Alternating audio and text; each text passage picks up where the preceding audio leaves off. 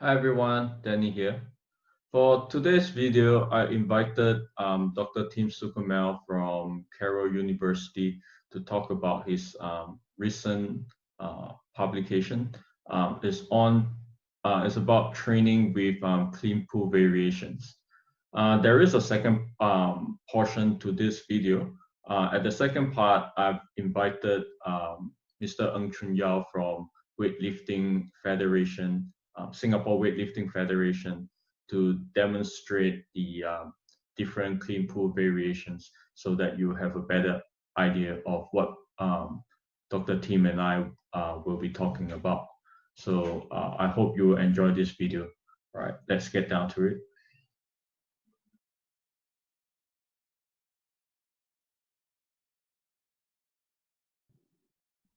All right, everyone. Thanks for watching. Today, I invited Dr. Tim Suchomel from Carroll University to talk about his recent study on training with the clean pool variations. Tim,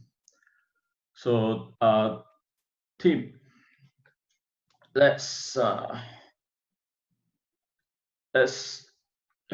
give us an idea of what made you started doing this research. Sure. This all started back when I was doing my master's degree, and we wanted to look at the differences between, or the acute differences between catching variations of weightlifting derivatives and pulling variations. So during that initial study, we were looking at the hang power clean compared to the hang high pull and the jump shrug exercise. So what we did in that study is we did a 1 repetition max with the hang power clean, and then we took percentages of that. We did 30, 45, 65, and 80% of the 1RM, and each exercise being hang power clean, hang high pull, and jump shrug, we looked at differences in force production, velocity, rate of force development, power, etc. And what we ended up finding was that the hang high pull and the jump shrug ended up producing more peak power compared to the hang power clean. So this kind of stemmed into a series of studies where we not only looked at single data points, instantaneous values, is we then went and compared force time differences, power time differences, the entire curves to see if there was anything unique going on. And sure enough, at lighter loads especially, we ended up finding that the jump shrug especially has unique force time characteristics compared to the other exercises. And what this all comes down to is that this may provide a unique training stimulus depending on what load you end up using. So combining this with the idea that with pulling variations such as the mid-thigh pull, counter movement shrug, clean pull from the floor, etc., all of those exercises can use loads in excess of a 1RM clean or catch variation, meaning we can theoretically produce more force because we're using more weight. So ultimately what we're looking at here is we're looking at a spectrum of force velocity exercises. Is the way that we view it is that any catching variation is going to end up somewhere in the middle of the force velocity spectrum, because we only are really going to be using loads up to 100% of their 1RM, but we may not use loads lower than about 50% because of the effort that people give at submaximal loads with catching variations. In other words, they're basically going to be using the minimal effort required to elevate the barbell to a certain point. So in contrast, weightlifting pulling derivatives, so jump shrugs, hang high pulls, are going to be higher on the velocity end of the spectrum because they maximize power output at really light loads. And when I say light loads, we're talking 30, 45% of 1RM. Also, if we're focused on strength development, pulling derivatives have been investigated by Paul Comfort and their group upwards to 140% of 1RM with the mid-thigh pull and counter movement shrug. So really what this comes down to is we wanted to see if there was going to be differences in training, either with the same loads or with load-specific, or I should say phase-specific loading with pulling variations. The first study that was done with Paul Comfort, and we did an 8-week training study in season. This was published in 2018, I believe. And this was in-season training, and there were 2 groups. One group did catching variations each time they did a weightlifting movement, and the other group did a pulling variation. So biomechanically similar. So if some group did a power clean from the floor, the other group did a pull from the floor. And what they ended up finding when they compared squat jumps, counter movement jumps, isometric mid-thigh pulls, etc., they ended up finding no significant or practically significant difference between the groups. And the conclusion of that is that one group may not necessarily be better than the other, but either pulls or catches can be used to develop those performance characteristics. And in addition to that, what this does is it expands the coaching toolbox, because now it gives us more exercises to choose from. So that was the first study, and that kind of laid the foundation for where we wanted to go with the study that was just finished. We had 3 groups in this study, and we compared catching and pulling, similar to what the first study did, same exact loading, but then we took pulling variations and loaded them the way that they are able to be loaded.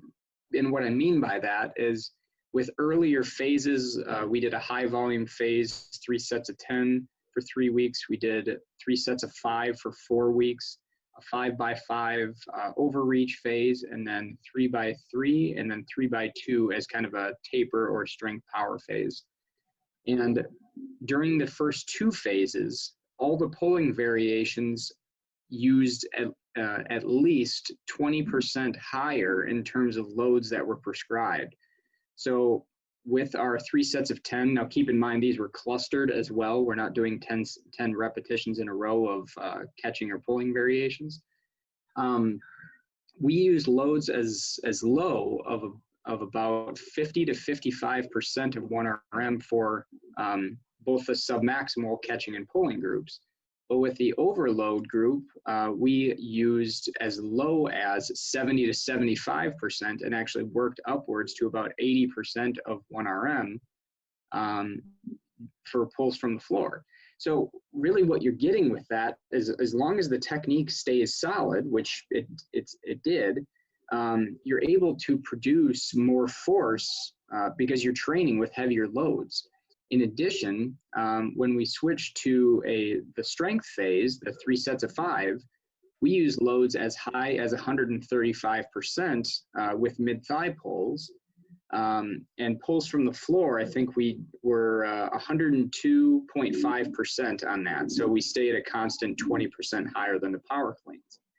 That's really interesting to think about, because we have the potential to use these really unique loading schemes with pulling variations that not everyone uses with catching variations all the time. So continuing on with that, when we got to kind of the strength power phase of all this, we switched it. So instead of doing heavier loads during that phase, we actually went towards the velocity end of the spectrum and incorporated exercises like the hang high pull and the jump shrug. Jump shrug, we went all the way down to 30 to 35%, and the hang high pull, I believe, was 35 to 40%. So if you think about the contrast, we end up with really heavy loads, laying the foundation with strength prior to getting things that are going to be a lot faster. So like I said, pulling variations can be really unique in the way that we load them. So what we ended up finding in the study was going to be ultimately the effects of how did we load these exercises differently. So based on the results, do you think that for non-weightlifters, it probably is all right for them to just skip the power clean if, yeah, do you think? So yeah, good question. So I'm a huge proponent of the weightlifting movements, catching or pulling variations, regardless of, or I should say, as long as the technique is solid. Because one thing that happens with catching variations, as you probably know, is that as they get heavier, people focus more on dropping under the bar without fully extending hips and knees. And the problem with that is we may not get the maximum force transfer. Now, don't get me wrong, weightlifters do this. That's what they're trained to do. They'll get their full extension. They'll pull themselves under the bar and rack it. But what I would say is that based on our results, it is possible for you, it appears to be possible to achieve certain fitness characteristics and adaptations without doing catching variations. That being said, we did not investigate what would happen if you combined this heavier loading or lighter loading with catching variations as well. So heavy pulls or lighter pulls with catches. So again, I would caution, or I'm just going to put kind of a caution on our results, because you certainly have the capability to achieve these adaptations with catching variations. However, we don't want to limit ourselves to different loading schemes just because of tradition and only doing catching variations. So if we expand our exercise selection, we may be able to achieve certain adaptations using catches or pulls, but we should be incorporating pulls in some way, in my opinion. So one of the concerns with the catch, power clean catch, is some athletes have wrist issues. They don't have the flexibility to get it. So because the pull variations are actually prescribed based on the 1 RM of the catch, do you think there's other ways we can prescribe the load for the pull variation? Funny you should mention that. We're working on a project right now doing that. So I'm not going to give too much away right now, but there are certainly other ways that you can load. And several things that we're looking at are different velocity bands compared to catching variations. We did a study looking at, this was different jump variations, but we looked at different percentages of body weight. We looked at percentages of a back squat maximum. Now, obviously, with those last two, relative strength is obviously going to play a role. Stronger individuals during a jump shrug, for example, it's a hip hinge movement. So the weaker someone is during a hip hinge movement, it may be a limitation to how much load they can use, or when they transition back to the power position when they jump. So yeah, there are different ways to do it, and honestly, that's one thing that's lacking in the literature right now. And every single time we write up a paper, we always have to put in that limitations section and say all of these exercises were based on the 1 RM of a catch. Well, we're hoping that when we get through this next study, that we'll be able to prescribe pulling variations probably 3 to 4 different ways, and that would be with or without the 1 RM of a catch. Great. Yeah, I was gonna ask you what studies we can look forward to. So you just that's one. Yeah, always great to read your studies. Pretty always very applicable to us. Yeah, I have one questions from my weightlifter colleague. So how weightlifters usually, when they do the pull, the bar is definitely gonna contact with the hip before it rises up. But for the average athletes who aren't weightlifter, they might not have that effect. So do you reckon there will be any difference if with the bar hitting the hip and without? Oh yeah, I think so. There's a couple things here. When we are, I think one of the common mistakes is when people do pulling variations only, they're less focused on where the bar is going. And so to your point, in terms of the hip contact, I think there still should be hip contact because the bar is going to be coming up, obviously. But I will caution with some coaches, what they'll do with pulls is they'll focus only on the hip contact, so the bar tends to loop away from them instead of coming vertical. So the way that we teach all of our pulls is we really focus on, scooping under the bar so we come vertical with everything. A cue that I give my athletes is get vertical, because that's what we're focused on. We're focused on maximal vertical force production, maximal power vertical production with those exercises. Now, in addition to that, when another thing that people talk about all the time is if we don't perform a catch, are we getting the same adaptations?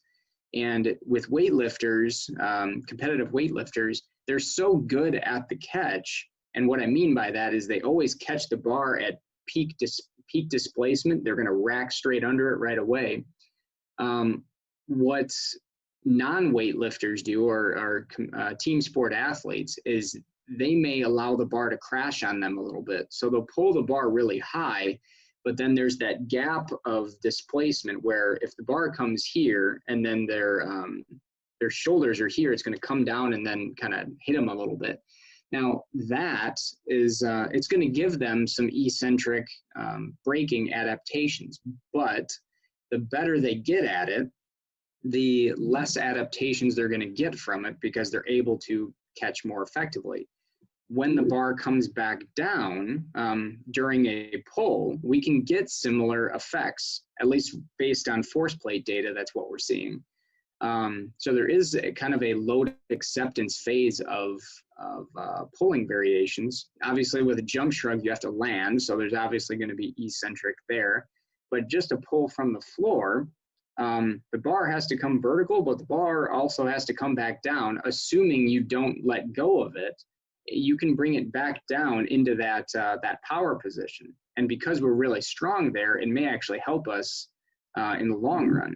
And actually, something that we analyzed in our second paper, and we'll continue to analyze for more in depth, is we actually saw with our training study greater eccentric peak force adaptations with the overload group compared to the catch group, which was kind of interesting, given all the thoughts of all the eccentric benefits that people can get from catching. So I hope I answered your question. I'm not sure if I totally did, though. Yeah, it was more or less. Yeah. Okay. So, yeah. Sorry about that. No problem. I think that's pretty much all the questions we have for today. Yeah. If anything else, I'll probably send you an email and ask. Yeah, no worries. I could talk about this stuff all day long. So. Right. Thanks a lot. Oh yeah. All right. Just thank you for giving us your time to talk to us about your studies. Look forward to more of your good work and to learn more from you. Yeah, I appreciate the time, and we're continuing to plug through all the training study data. There is a lot of it, so we still have some. Next paper, I think, is going to be on rapid force production during an isometric pull. We also have some muscle architecture data that we haven't analyzed yet. So things like pennation angle, fascicle length, muscle thickness. We're gonna be analyzing that as well and looking at how each of these groups adapt differently. All right. Yeah, that's good. Thanks a lot for your time. Yep. Thank you.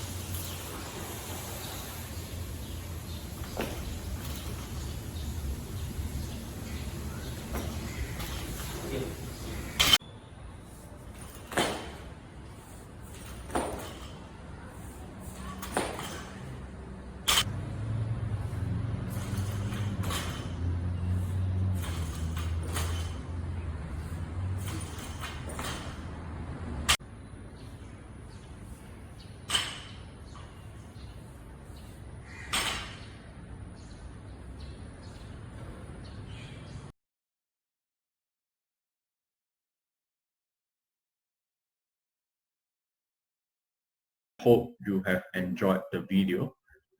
Again, you know where to find me. And if you like the videos that I have been uploading, I hope you subscribe to my channel. Thanks a lot. I'll see you next time.